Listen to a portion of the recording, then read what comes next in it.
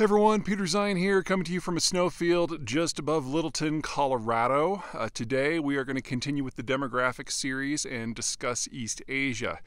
Now, East Asia combined with the Orthodox world are the most rapidly aging parts of the planet, but for significantly different reasons. So let's start with China, because that's on everybody's minds these days.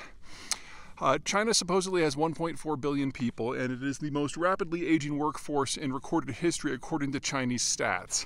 But we now know that the Chinese have overestimated their population in the past by over 100 million people, and that's a lot worse than it sounds.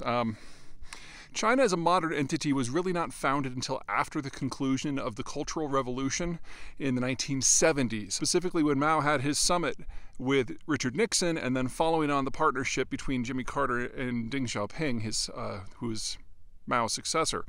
At that point, concrete started getting laid down and high-rises started going up, and that was the first time that the Chinese really had a meaningful record-keeping system in the 20th century.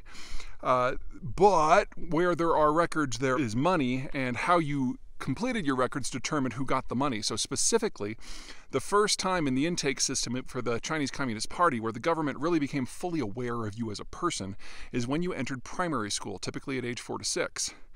Well, for local governments, the number of kids you had in primary school determined your population and therefore your share of the national budget. So local government officials throughout the country had a vested interest in overguessing or deliberately increasing and inflating the number of kids that they actually had.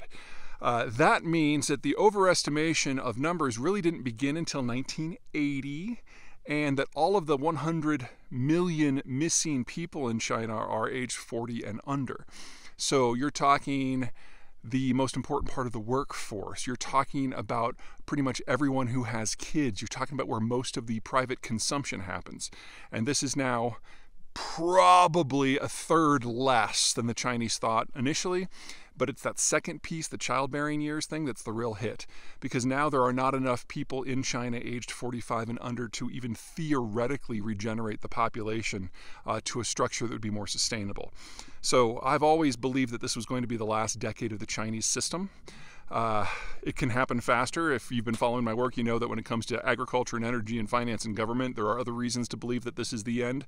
But those at least theoretically could benefit from reforms or shifts in policy. There's not a lot you can do about demographics when you no longer have enough people of childbearing age. So this is it for China. Just a question of how they go out. Japan, the picture isn't nearly as dark. Now, Japan was part of the second big batch of countries that started industrialization shortly after the United States. But whereas the United States could industrialize its northeastern seaboard and still have huge tracts of land everywhere else for people to live on the farm or in small towns where it's easier to have kids, in Japan you were in a subsistence rice paddy or you moved into a city with multifamily units. And so the birth rate collapsed there almost on the same pace as it did in Germany, and it's never hugely recovered. But the interesting thing about Japan is, being an island nation helps. They are able to take the long view on a lot of things, and they have known they've been in a demographic pickle since the late 1970s. And so the Japanese have been adopting a lot of policies designed to help them get by with less labor and less consumption, as well as increase the birth rate. So if you want to have kids, Japan's probably the best place in the world in terms of healthcare and childcare. The government will go out of its way to make your life easier. In addition, you can get free housing if you're willing to live not in one of the major cities or near free housing. And the Japanese government has a national robot strategy to help with the workforce problems, and they have repositioned a lot of their industrial plant into countries with better demographic pictures in order to keep the economy going. You add all of this up, and the fact that the Japanese have been working on this for over 30 years, and the Japanese have actually been able to tick up their birth rate a bit so that they are the highest in East Asia now, Northeast Asia anyway. It's still terminal, it's still in decline, this is still a problem, but they now have a higher birth rate and more of a trajectory than Taiwan or China or Korea. Let's talk Korea. Korea is like a poster child for all the trends in question here. It didn't start industrializing until after the Korean War in 1955, and then went immediately to a series of megalopolises, with Seoul now having half the population of the country. There's not a lot of green space. There's not a lot of elbow room where people live. Very difficult to have kids. And the rapid industrialization process means that this has all happened in 2 generations.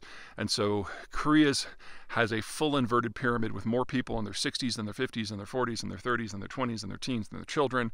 And if it was any country other than Korea, I would say that we're going to see the end of it in the next 10 years. But the Koreans have a reputation for defying physics. And if they can find a strategy that works, hopefully they will share it with the rest of the world. Otherwise, they are a pure export-led system now, and they simply don't have enough people of youth to carry them into the next generation. All right, finally, there is Taiwan. Taiwan has by far the youngest demographics of the 4, in part because they started industrializing immediately after World War II, and unlike the Koreans or the Japanese or the Chinese who began this process under a fairly strict dictatorship, society in Taiwan was always a little bit more open, and it was also the first of the 4 to really begin their democratic processes in full, which means that we didn't really get this hyper change into urbanization until you're in about the 1970s. And because they had a kind of a generation from 1945 to 1975 to kind of slowly adapt, people were able to take the jobs and still vacation in the countryside. They still had connections to the world that was, and they haven't aged nearly as quickly. Now, you get to the 1970s and it all turns inside out, and their birth rate is actually now lower than any of the others, and they are aging actually more rapidly, but from a much younger and later start. So Taiwan still has at least another 30 years before this gets really bad. Their bulge in their population structure isn't in the 60s like the Koreans. It's in their late 40s, early 50s. So, we don't hit that mass retirement bit for another 10 years. And that's when they're kind of in a situation a little bit like Japan and aging a little bit faster, but they won't hit actual mass retirement until the late 2040s. So there's still some time here. Maybe not enough young people to regenerate things, but enough to slow it down a little bit. To that end, the Taiwanese, just like the Koreans, have a very capital-intensive, skilled worker-intensive economic system because you've got a lot of people aged 40 and up who don't have kids, who have degrees, and are very good at high-tech STEM-style work. And so these 2 countries, assuming they can get the geopolitics right, and that is not a minor concern, have the perfect workforce to basically take over tech manufacturing and tech development in any number of fields. Of course, they import a lot of their food and all of the inputs for their food and all of their energy, and they're completely dependent on countries beyond the horizon to keep their sea lanes safe, so there are plenty of problems.